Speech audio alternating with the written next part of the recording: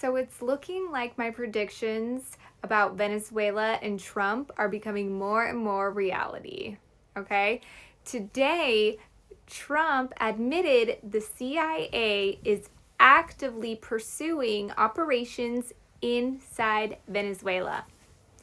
This is significant because just last week, Maduro uncovered a plot of extremists in his country that were planning on bombing the U.S. Embassy.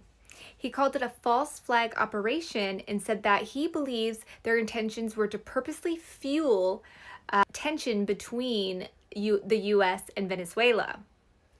However, many people speculated that the U.S. was actually behind that false flag operation in order to find pretense to invade and remove Maduro from power.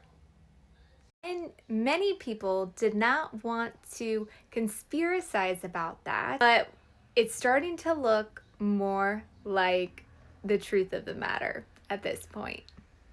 After Trump came out and said that the CIA is actively pursuing operations within Venezuela, he also said that he's looking at military strikes inside Venezuela. In order to find pretext, Trump has been very vocal about wanting to remove Maduro from power. He put a $50 million arrest reward out there.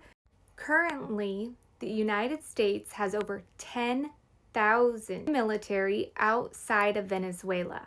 And they have essentially set up an informal blockade, and they have struck 5 civilian boats off the coast in international water. They claim that these are cartel drug traffickers, but they have not given us a stitch of evidence proving that these are even cartel members. Nothing. Okay, let's be real. We do not have 10,000 members of our military outside of Venezuela due to the war on drugs. And I've been saying that. What's interesting is I came across an article from Wired that was written in 2024. It talks about how during Trump's first administration that he tried to do the same thing through a CIA operation to remove Maduro from power. So the big question is why? And this is what I've been saying the whole time, that the reason why we have 10,000 members of our military and why Trump is pressuring Maduro like this, obviously he wants him removed. But aside from that, why does he want him removed? Trump's a dictator himself. It has nothing to do with wanting democracy in Venezuela. What it has to do with is Trump wanting that sphere of influence, similar to how Putin runs, right? Putin needs that sphere of influence in order to meet his economic desires and force his will upon his sphere of influence. Trump works the same way. He wants that sphere of influence because Venezuela has the largest oil reserves in the entire world. That's what this has to do with.